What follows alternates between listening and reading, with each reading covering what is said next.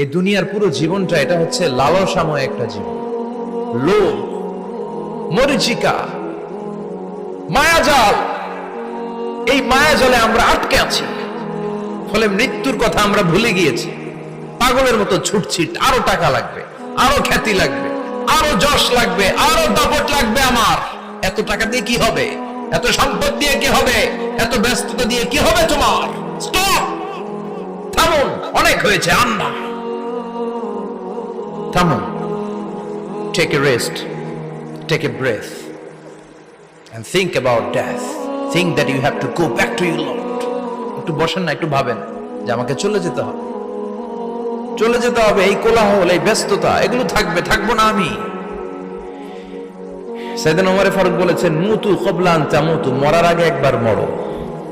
হাসিবু ক্বাবলা আন তুহাসাবু আলাইকুম, তোমার হিসাব নেওয়ার আগে তুমি একবার নিজের হিসাবটা করো না। কাগজ বের করে একটু লিখো না কি কি ভালো কাজ করছিলা, যেগুলো দিয়ে নাজাতের ওসিলা হতে পারে। 1 2 3, আর কি কি আকাম কুকাম করছো দেখো না, লিখে দেখো তোমার অবস্থাটা কি। মরার আগে একবার মরো। মরার আগে খাটের মধ্যে শুয়ে শটান করে চোখ বন্ধ করে একবার মরার ভান করে দেখেন কেমন লাগে। চোখটা বন্ধ করেন আর ভাবেন আপনি নাই, কি কি হতে পারে ভাবেন। আপনার ছেলে মেয়েরা কান্না জুড়ে দিবে, আপনার প্রাণের স্ত্রী বিলাপ শুরু করে দিবে, বন্ধু বান্ধবের চিৎকার আর মাতম, স্থানীয় এলাকার মসজিদে ঘোষণা, অমুক এলাকার নিবাসী অমুক ভাই অমুকের ছেলে অমুক দুনিয়ায় নাই। সব আত্মীয়রা চলে আসবে, ফেসবুকে স্ট্যাটাস দেয়া হবে, সবাই সবাইকে জানাবে বিকাল 4টায় অমুক হাই স্কুল ময়দানে আপনার জানাজা।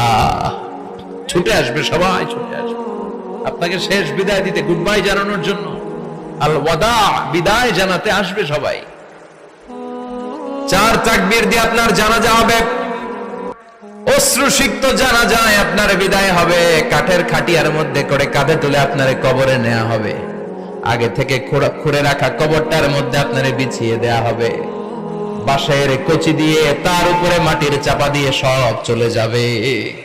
ভাবেন না একবার চোখ বন্ধ করে, this is the circle of life, this is the nature of life. এটা সবার হবে, আমার হবে, আপনার হবে।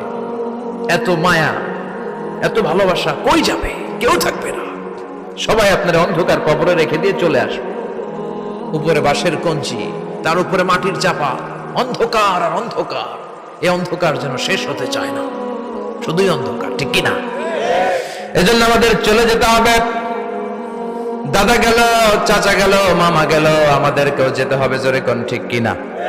একদিন মাটির ভেতরে হবে ঘরে মন আমার, কেন বন্ধ দালান ঘর, প্রাণ পাখি উড়ে যাবে পিঞ্জর ছেড়ে।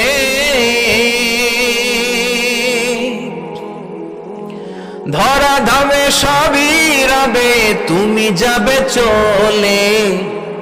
বন্ধু বান্ধব যত, মাতা পিতা যারা সুত, সবই হবে তোমার পরে।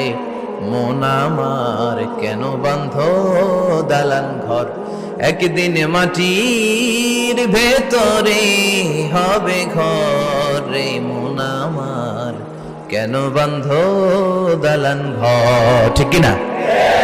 সব করে থাকবে, চলে যেতে হবে আমাদেরকে।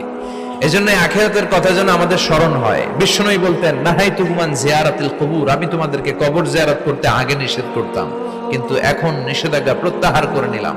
এখন সব সময় তোমরা কবরের সামনে যাবা আর জিয়ারত করবা। কবরস্থানে জানতো বড়ুয়া কৃষ্ণপুরের এই গ্রামের কবরস্থান আছে কোন দিকে? পূর্ব দিকে আছে, গোখরার জলের ওদিকে। যান আপনারা, একটু যাবেন, একটু গেলে আখিরাতের কথাটা স্মরণ হবে। ওখানে ছোট শিশুরা শুয়ে আছে, কিশোর যুবকরা আছে, আপনার মতো তাগড়া যুবক, মুরব্বীরা আছে।